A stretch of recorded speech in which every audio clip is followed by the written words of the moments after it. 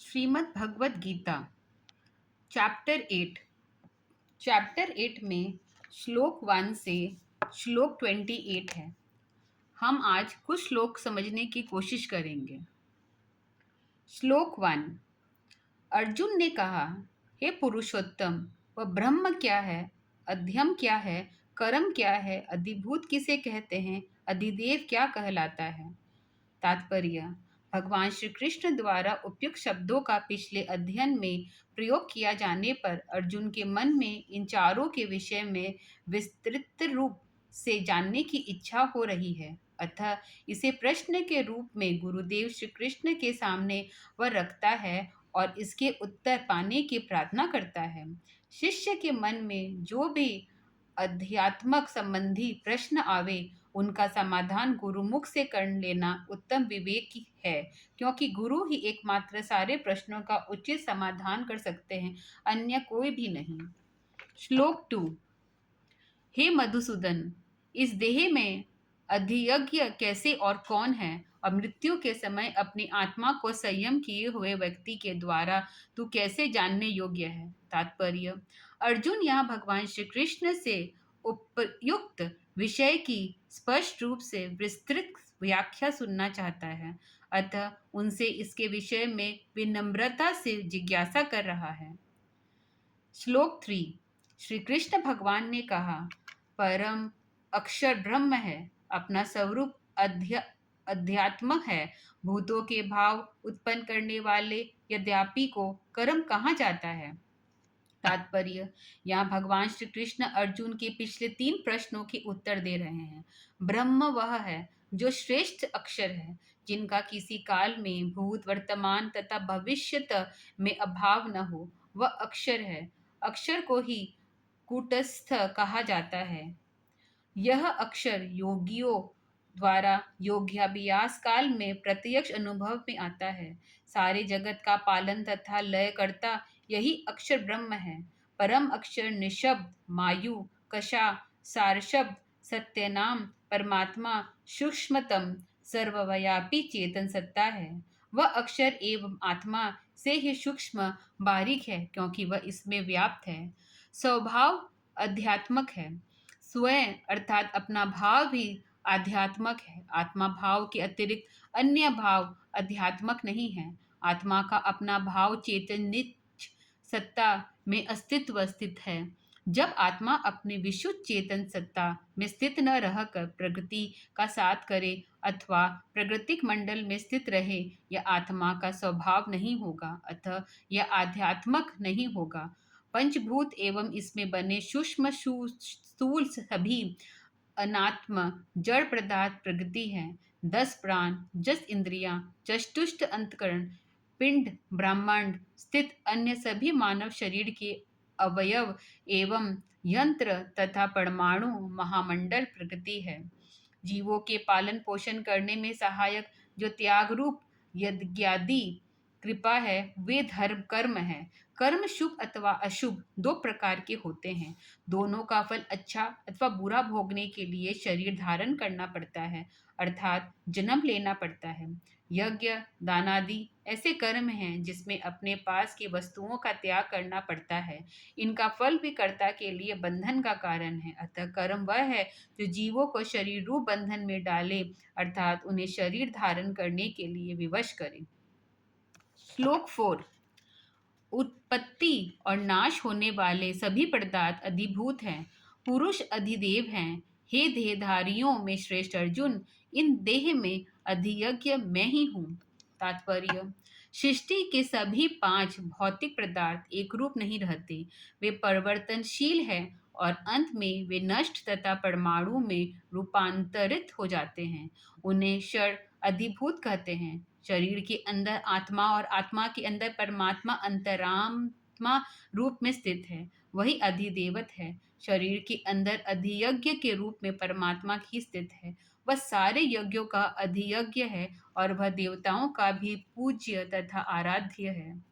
यहाँ अर्जुन भगवान श्री कृष्ण ने सृष्टि की नश्वरता तथा सृष्टिकर्ता परमात्मा के नित्य अनादि रूप का वर्णन किया है।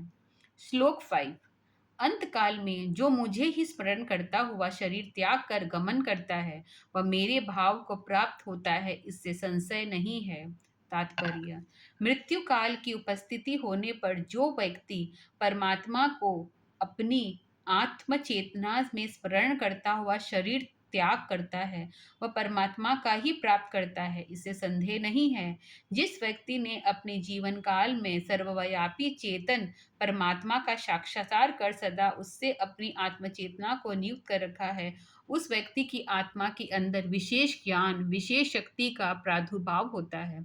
अतः अपने मृत्यु समय को उपस्थित देकर उसी चेतन परमात्मा में अपनी आत्मा को जोड़े हुए परमात्मा का प्रत्यक्ष दर्शन करता हुआ वह शरीर त्याग करता है। उसके पश्चात वह परमात्मा के चेतन लोक में शुद्ध आत्मा स्वरूप में प्रविष्ट कर जाता है। प्रकृति एवं प्राकृतिक सारे बंधनों से वह मुक्त हो जाता है। श्लोक 6: अथवा हे अर्जुन, जिस जिसकी भाव को स्मरण करता हुआ व्यक्ति शरीर त्याग करता है वह सदा उस भाव से भाविक हुआ उस भाव को प्राप्त होता है। तात्पर्य: मृत्यु काल में व्यक्ति की जैसी भावना होती है उसी के अनुसार उसके भावी शरीर का निर्माण होता है। अतः मृत्यु मनुष्य की अंतिम और सबसे बड़ी परीक्षा है। जो व्यक्ति आजीवन प्रभु भक्ति में लगा रहता है उसे भी मृत्यु के समय सावधान रहने की आवश्यकता है कि कहीं उसका मन संसार के किसी प्रिय पदार्थ अर्थात व्यक्ति की ओर आसक्त तो नहीं। उस समय उसे संसार की सारी चिंता त्याग कर अपनी आत्मा को परमात्मा में सुनियोजित करना रखना आवश्यक है। इस प्रकार शरीर से बाहर होते ही वह परमात्मा के चेतन रूप में अपने शब्द चेतन रूप से प्रविष्ट होकर जाता है और उसके सारे प्राकृतिक शरीर यहीं छूट जाते हैं। मनुष्य के स्थूल, सूक्ष्म कारण, महाकारण, कैवल्य और हंस ये 6 शरीर होते हैं। इसमें हंस शरीर आत्मा का शुद्ध चेतन शरीर है।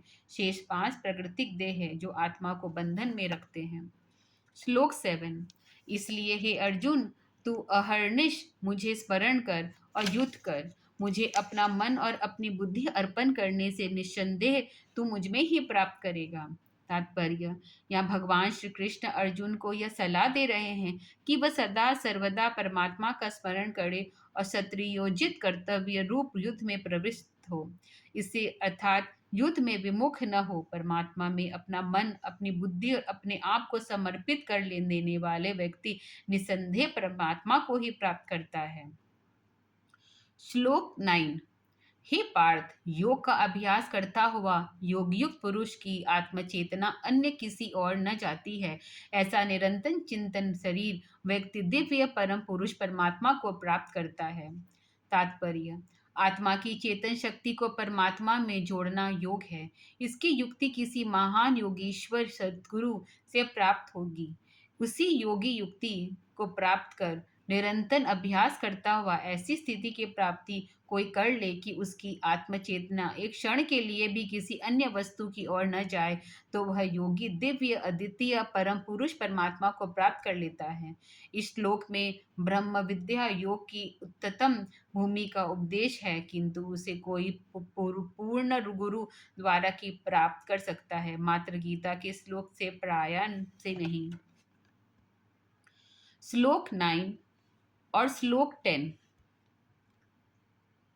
सर्वज्ञ नित्य अनादि नित्यता सूक्ष्मति सूक्ष्म सबको धारण करने वाला मन बुद्धि से अचित्य सूर्य के सदृश्य प्रकाशमान प्रगति अथवा अज्ञान अंधकार से परे परमात्मा को स्मरण करता हुआ जो व्यक्ति मृत्यु काल में स्थित मन में भक्ति से युक्त होकर और योग बल से दोनों भ्रुवों के मध्य प्राणवायु को अच्छी तरह स्थापित करके शरीर त्याग करता है वह व्यक्ति उस परम पूज्य परमात्मा को प्राप्त करता है।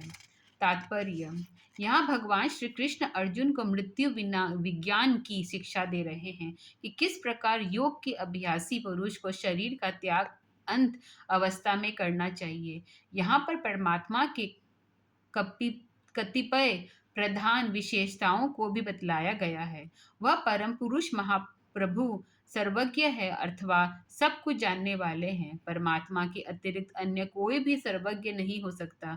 अतः आत्मा यथार्थ जीवों से भिन्न परमात्मा सिद्ध है और परमात्मा नित्य एवं अनादि सत्ता है। यह कहना कि परमात्मा अमुक काल से है और अमुक काल तक रहेगा गलत है। वह कब सभी जड़ चेतन पदार्थों का नियंता है। श्लोक 11।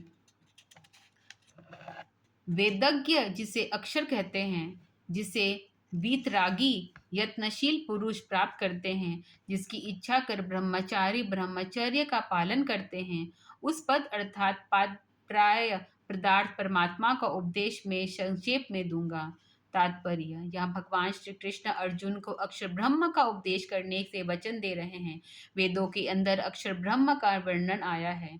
इसे वैराग्यवान योग्याभ्यासी योग की प्रक्रिया द्वारा प्रत्यक्ष अनुभव करते हैं। इसकी प्राप्ति के लिए ब्रह्मचारी लोग ब्रह्मचर्य व्रत के नियमों का पालन करते हैं।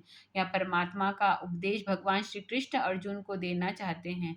अतः परमात्मा श्री कृष्ण से पृथक भिन्न सत्ता है और वे गुरु रूप से अर्जुन को उनका उपदेश देने को तैयार हैं। श्लोक 12। सभी इंद्रियों के द्वारा को रोककर तथा मन को हृदय में स्थित करके मस्तिष्क के मूर्धा स्थान में प्राण को स्थापित करके योग की धारणा में स्थित हुआ। तात्पर्य,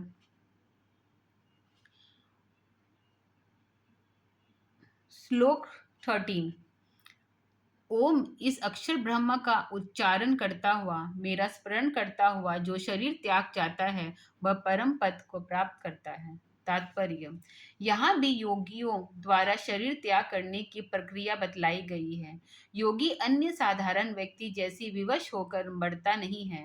वह मृत्यु काल को उपस्थित देखकर योग कला द्वारा विशेष युक्ति से ज्ञान पूर्वक शरीर का त्याग कर अपने लक्ष्य परमात्मा के दिव्य चेतन लोक में प्रविष्ट कर जाता है। इस शरीर के 9 द्वारा का ज्ञान सभी मनुष्यों को है। इसमें दशम द्वार गुप्त है, जो कपाल स्थित मूर्धा प्रवेश में स्थित है। यह द्वार बंद हो जाता है जब जीव इस द्वार से शरीर में प्रवेश करता है। योग का अभ्यासी अपने जीवन काल में गुरु विधान से इस गुप्त सूक्ष्म द्वार को खोलकर सुषुम्ना नामक प्रधान नाड़ी से अपनी चेतन शक्ति को बाध्य ऊर्ध्व प्रवेश में ले जाने से सामर्थ होता है। मृत्यु काल में वह योगी अपने शरीर के अन्य द्वारों से अपनी चेतना को पृथक कर इस दशम द्वार से अपनी आत्मा को बाहर निकालकर अक्षर ब्रह्म के आधार से परम चेतन परमात्मा में प्रवेश कर जाता है। वह शाश्वत शांति और अवर्णनीय आनंद के निमग्न हो जाता है। योग की इस प्रक्रिया का ज्ञान पूर्व तत्ववेत्ता योगी सद्गुरु के शरणागत होने पर प्राप्त होता है। श्लोक 14। हे अर्जुन, जो पुरुष किसी अन्य से अपनी चेतन न लगाकर सदा मुझ में स्मरण करता है, उस सद्गुरु योगी के लिए मैं सुलभ हूँ। तात्पर्य, इस श्लोक में परमात्मा की वाणी भगवान श्री कृष्ण में उच्चरित हो रही है। जो व्यक्ति सदा अन्य भाव में परमात्मा में अपनी आत्म चेतना को युक्त रखकर परमात्मा का इस प्रकार स्मरण करता रहता है, वह सहज ही परमात्मा को प्राप्त कर लेता है। गुरु युक्ति में से आत्मचेतना को इंद्रियां, अंतकरण, प्राणादि से पृथक कर परमात्मा में जोड़ने की वैज्ञानिक प्रक्रिया है। योग की यह उच्च स्थिति है और उसके द्वारा परमात्मा का प्रत्यक्ष दर्शन अनुभव सहज एवं शीघ्र हो जाता है। श्लोक 15। सर्वोपरि सिद्धि को प्राप्त कर महात्मा लोग मुझे प्राप्त कर चित्रताप दुखमय एवं शंगभंगुर पूर्वजन्म को नहीं प्राप्त होते। तात्पर्य, यह शरीर दुखालय अर्थात दुख का घर है। आत्मा शरीर में मध्यम से सुख दुख का अनुभव करता है। जन्म लेना और मर जाना महान कष्टपूर्वक अवस्थाएं हैं। जन्म मृत्यु के चक्र में छूट जाना मुक्ति है, जो ईश्वर प्राप्ति की अंतर होती है। यहाँ भगवान श्री कृष्ण कह रहे हैं कि जिस महापुरुष ने अपने जीवन काल में परमात्मा का साक्षात्कार कर लिया है, उसे पुनः जन्म ग्रहण नहीं करना पड़ेगा। इस प्रकार वह व्यक्ति जीवन के प्राप्त होने वाले त्रिविध तापों से भी मुक्त रहेगा और मृत्यु को भी नहीं प्राप्त होगा। कल हम बाकी का अध्ययन करेंगे।